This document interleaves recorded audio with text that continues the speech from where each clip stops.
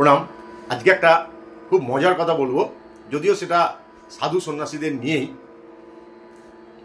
তাঁর কাছ থেকেই শোনা। হ্যাঁ, তো উনি তখন অযোধ্যায় ছিলেন, ওদের সব পোস্টিং হয় না রামকৃষ্ণ মিশন থেকে বেদান্ত সোসাইটি, উনি হচ্ছেন সব নানা রকম পোস্টিং হয় সব জায়গায় জায়গায়। মানে উনি এখন আছেন শিকাগোতে। তো ও স্বামী ঈশ্বরাত্মানন্দের কথা বলছি। তো উনি তখন অযোধ্যায়, এবং মাঝে মাঝে ওইখানে না ওই যেমন এই কি বলে খাওয়ানোটা যেটা হয় না কি ভান্ডারার মতো হয়, তখন ওইখানকার যারা বড় বড় বিজনেসম্যান বা সেট যাদের ধনী লোক, তারা এরকম মাঝে মাঝে সাধু সন্তদের খাওয়াতেন, প্রায় 200, 300, 400 যার যেমন ক্ষমতা।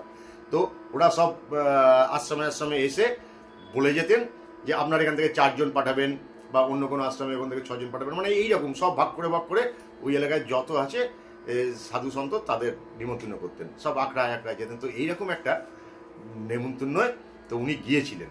তো বলছি আমরা যখন ঢুকলাম তখন মানে হেঁটেই গেলাম, গিয়ে যখন ঢুকলাম মানে হেঁটে গেলে একটু খিদেটাও বাড়বে, তখন সব হই হই হই হই হই হই হই হই হচ্ছে, সব বিরাট লম্বা করে সব টেবিল, মানে সেরকম তো টেবিল তো না, সেই কাঠের সেই ফোল্ডিং চেয়ার আর টেবিল পাতা রয়েছে লম্বা।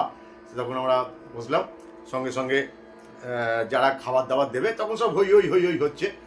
যখন সব খাবার দেবে তখন থালা ফালা দিয়ে গেল, তারপরে এরকম বড় বড় বলছে যে থালার থেকে বড় রুটি রাম, মানে ওরা যা বলবে তারপরে একটা রাম।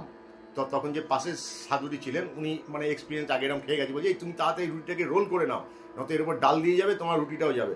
যেই রোল করে নিয়ে তারপরে ডাল রাম বলে ঘপাত করে ডাল দিয়ে চলে গেল।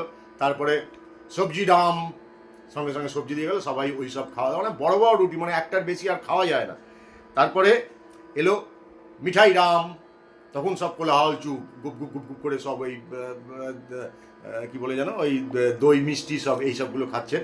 তো খেয়ে তারপরে যিনি খাওয়াচ্ছেন, যিনি সে তার স্ত্রী, তার মা বাবা সবাই এসে প্রত্যেককে মানে হিসেব অনুযায়ী তখন কারুকে 5 টাকা, আর যে একটু মহন্ত যারা আছে মহন্ত তাদের 10 টাকা করে সবাই দিল, যেন তারা যায়, মানে খরচ খরচা করে। সেই ঠাকুর বলছিলেন যে যত তুমি ঈশ্বরের কাছে যাবে, মানে যত তুমি পরিতৃপ্তি যখন তোমার আসবে, তখন দেখবে কোলাহল কমে যাবে, বাহ্যিক ব্যস্ততা, বাহ্যিক আড়ম্বরতা তোমার তখন কমে যাবে। এই যেমন ভাত রুটির সঙ্গে যখন পাতা ফাঁকা, তখন হই হই হচ্ছে, এর সাথে গল্প, ডাল রুটি সবজি পর্যন্ত সব হই হই হচ্ছে। যেই যখন মিঠাই পড়লো, দই পড়লো, সব চুপ, মানে এন্ডিংয়ের দিকে আমরা যাচ্ছি।